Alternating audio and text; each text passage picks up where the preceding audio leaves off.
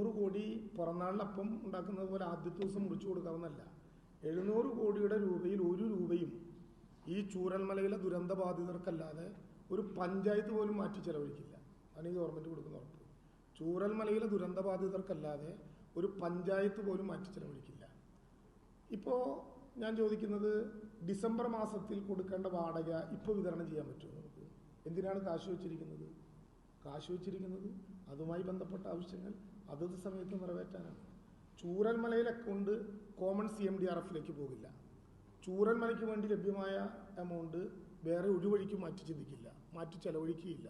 ഇവിടെ തന്നെ ചെലവഴിക്കും, ഇവിടെയുമായി ബന്ധപ്പെട്ട ആളുകൾക്ക് ചെലവഴിക്കും. അത് ചൂരൽമല ദുരന്തവുമായി ബന്ധപ്പെട്ട് കിട്ടിയ സംഖ്യയാണ്, അതിനുവേണ്ടി ചെലവഴിക്കും. ഞാൻ നേരത്തെ പറഞ്ഞല്ലോ, അതല്ലാത്തത് ഞാനൊരു പ്രത്യേക പ്ലേസിനെ കുറിച്ച് പറയാൻ പോകുന്നില്ല. കാരണം അത് പറഞ്ഞാൽ ഇന്നയാളുകൾക്ക് നിഷേധിച്ചതായി മന്ത്രി പറഞ്ഞു. മന്ത്രിക്ക് അത് പറയാനുള്ള അവകാശമില്ല. കാരണം ദുരന്ത നിവാരണ അതോറിറ്റിക്ക് ചെയ്യാവുന്നതനുസരിച്ചിട്ടുള്ള ഘട്ടങ്ങളുണ്ട്. ആ ഘടകങ്ങൾ കഴിഞ്ഞ് വരട്ടെ അപ്പോൾ പറയാം.